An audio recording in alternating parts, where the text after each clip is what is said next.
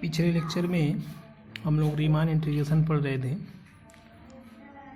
उसमें कुछ और भी इम्पॉर्टेंट थ्योरम है जिसको हम लेकर आज शुरू करने जा रहे हैं। देखिए थ्योरम दिया हुआ है, every monotonic function is Riemann integrable.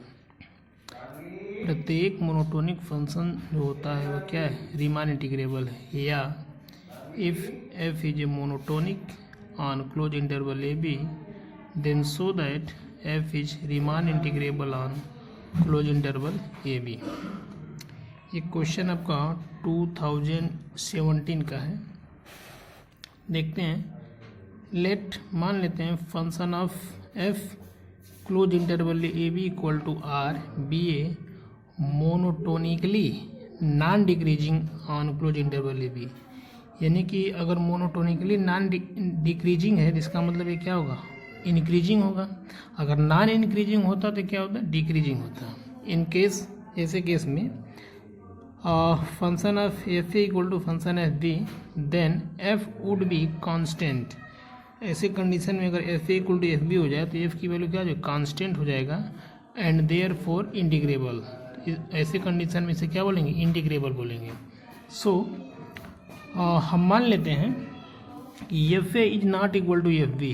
F A is not equal to F B since F is non decreasing. तो we have F B is greater than F A for positive integer of psilon is greater than 0 and partition P of closed interval AB such that the length of each subinterval xk minus 1 comma xk for k is equal to 1 2 3 dot dot n is less than epsilon upon fb minus fk। ठीक है, यानी कि fb minus F ए जो होगा ये epsilon upon fb minus F ए, इसकी value से क्या होगा, लेस देन होगा। अब यहाँ से क्या कहते हैं, लिस्ट अपर बाउंड निकालेंगे एम के क्या हो जाएगा, M K equal to least upper bound of function of F X in X K minus 1 comma X के।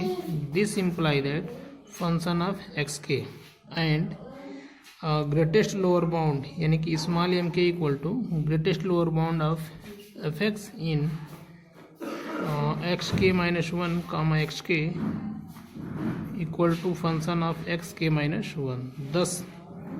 अब यहाँ से अगर ग्रेटेस्ट लोअर बाउंड और लिस्ट अपर बाउंड अगर हमको क्लियर हो गया है तो सबसे पहले हम क्या करेंगे, अपर रीमान इंटीग्रल निकालेंगे और लोअर रीमान इंटीग्रेबल निकालेंगे। तो 10 upper Riemann integrable F P minus lower Riemann integrable, this imply that summation K equal to 1 to n capital M K minus M K, ये आपका क्या जाएगा, del K. This imply that और summation K equal to 1 to n M K की value क्या हो जाएगा, F x, M K की value F X minus small M K की वैल्यू एफ के माइनस 1, ये आपका डेल के हो जाएगा। डेल के की value epsilon upon F B minus F A, ये फ्रॉम इक्वेशन 1 से है। दिस इम्प्लाई दैट ये कांस्टेंट है तो इसको हम बाहर कर लेंगे, epsilon upon F B minus F A summation K equal to 1 to n F X K minus F X K minus 1 epsilon upon F B minus F A, और इसकी value F K minus F X K minus 1 का value हो जाएगा F B minus F A. तो F B minus F B minus F into ये क्या हो जाएगा, आपका कैंसिल हो जाएगा।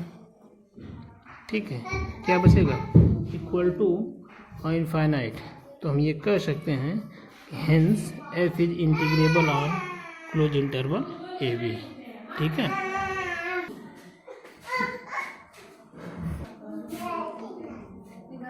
प्रूव दैट नेक्स्ट थ्योरम है, prove that a constant function is R integrable. कोई कांस्टेंट फंक्शन है, इसको मैं सिद्ध करके दिखाना है कि रीमान इंटीग्रेबल होता है। ये भी क्वेश्चन आया हुआ है 2015 में। ठीक, तो हम मान लेते हैं let us consider constant function F X equal to K मान लिया। के क्या है आपका, कांस्टेंट फंक्शन है। क्योंकि हमने यही कहा है कि कांस्टेंट फंक्शन जो होगा उसे हम ये दिखाना है कि ये रीमान इंटीग्रेबल होगा। तो हम कोई फंक्शन ले लिया F X equal to K, ठीक, for all X belong close interval A B, और एक्स का इंटरवल हमने ले लिया close interval A B is bounded over close interval A B, and P equal to A equal to x0 x1 x2 dot dot X K minus 1 X K equal to B with partition of close interval A B. अब यहाँ देखिए, then least upper bound capital M K equal to F X such that X belong X K minus 1 comma X K closed interval, this imply that K and small M K equal to greatest lower bound F X such that X belong X K minus 1 comma X K equal to K. तब यहाँ से lower Riemann integrable निकालेंगे, lower यानी कि L F comma P equal to summation K equal to 1 to n M K del K, this imply that. अच्छा, यहाँ से M K की वैल्यू क्या है, के है, तो के को हमने बाहर कर लिया, summation K equal to n to n, और डेल के की वैल्यू क्या होगा। तो चूँकि हमने यहाँ देखिए डेल के की वैल्यू निकाला नहीं है, लेकिन हम इतना जरूर जानते हैं कि हमारा जो क्लोज इंटरवल दिया हुआ है ए कामा बी, ठीक है, तो जो मैक्सिमम पॉइंट होता है या मैक्सिमम नंबर होता है उसमें से लोअर वाला घटा देते हैं, तो बी में से ए को घटा देंगे तो ये क्या हो जाएगा, डेल के हो जाएगा बी माइनस ए। तो यहाँ पे हमने लिख दिया del K, this imply that K, और डेल के की वैल्यू हो जाएगी B minus A, and upper Riemann integrable this imply that summation K equal to 1 to n capital M K del K, this imply that value of M K equal to K summation K equal to 1 to n del K, this imply that K और del K की value हो जाएगी B minus A for every partition of P, for every partition of P close interval A B 10। अब हम यहाँ से integration A to B bar F निकाल लेंगे, तो integration A to B bar F equal to हो जाएगा greatest lower bound of the set of all GLB of the set of all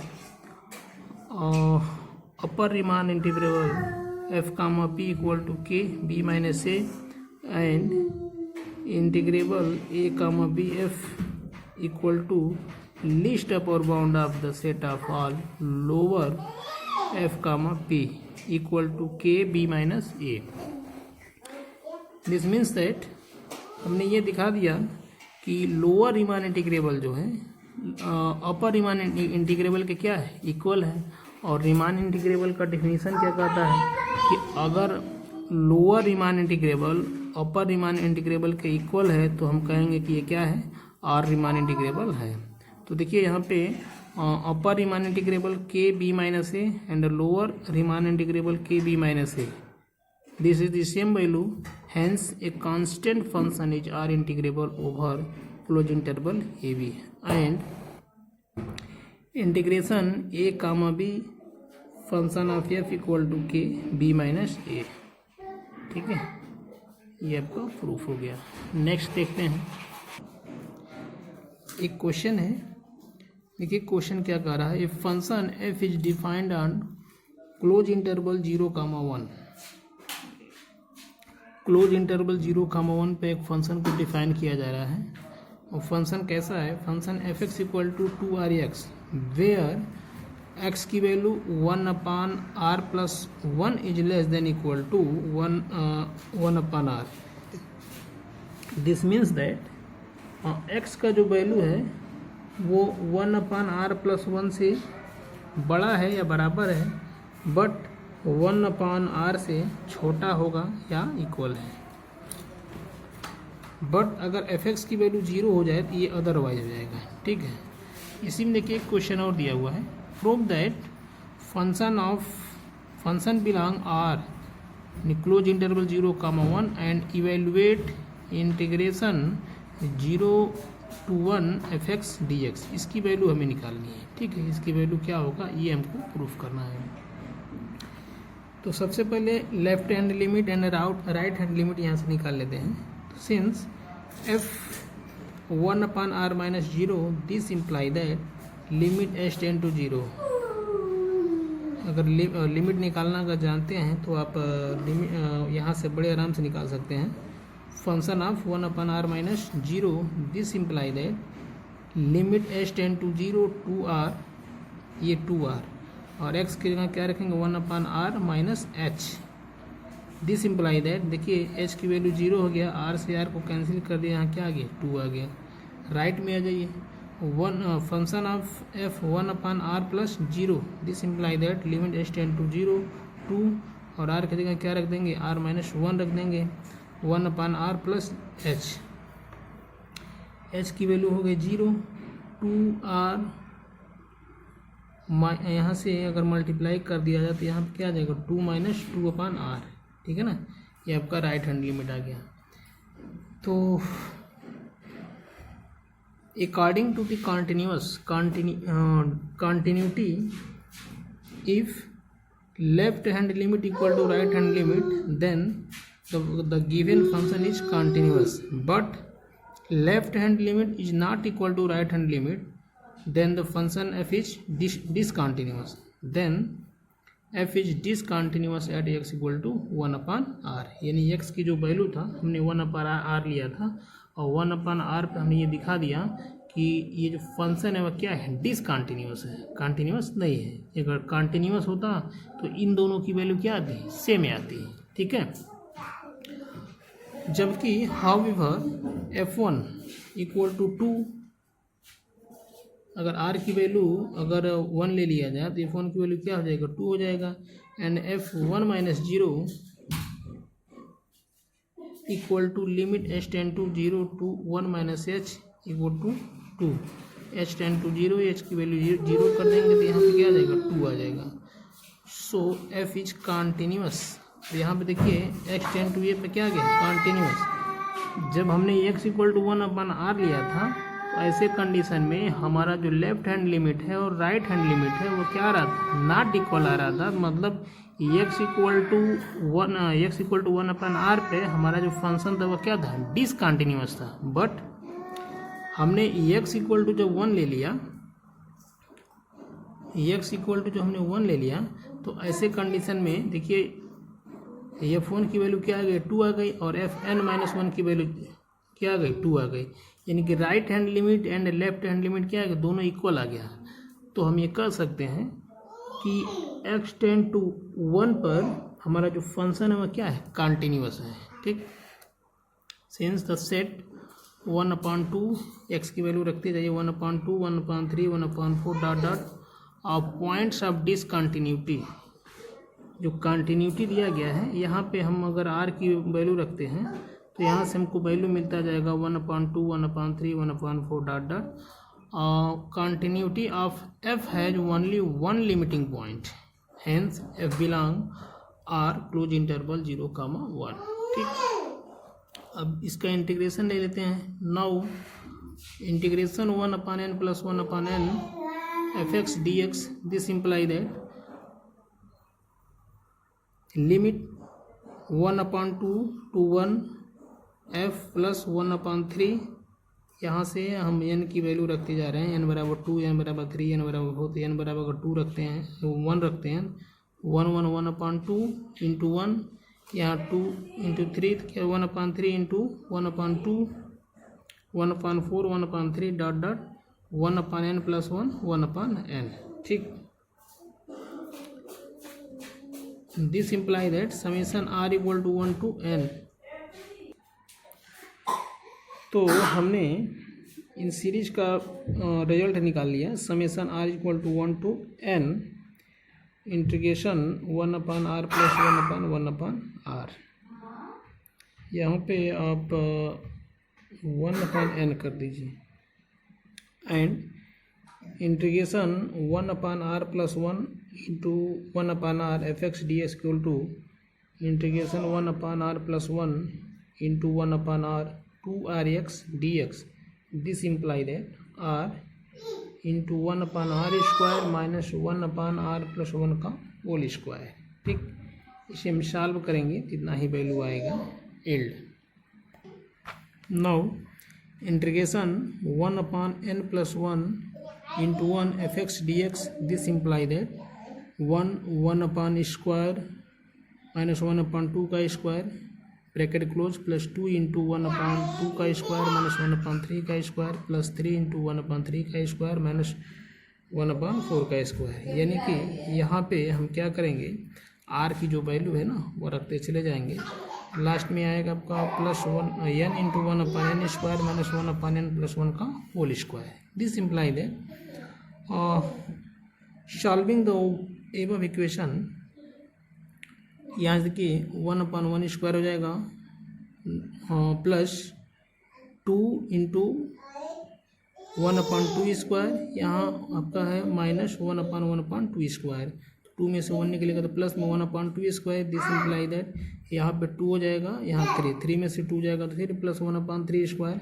similarly plus 1/4 square plus dot dot dot plus 1/n square minus n/n+1 का whole square. This imply that summation r equal to 1 to n 1/r square minus 1/n upon 1 plus 1/n का whole square. As n tends to infinite, therefore integration 0 to 1 fx dx. This imply that summation r equal to 1 to infinite 1/r square. ठीक, look here, n tends to infinite. This imply that n tends to infinite. This imply that ये denominator equal to 0 and denominator equal to 0. This means that summation r equal to 1 to n 1/r square. Therefore 0 to infinite fx dx. This imply that summation r equal to 1 to infinite 1/r square minus 0. This imply that pi square by 6. This is a result.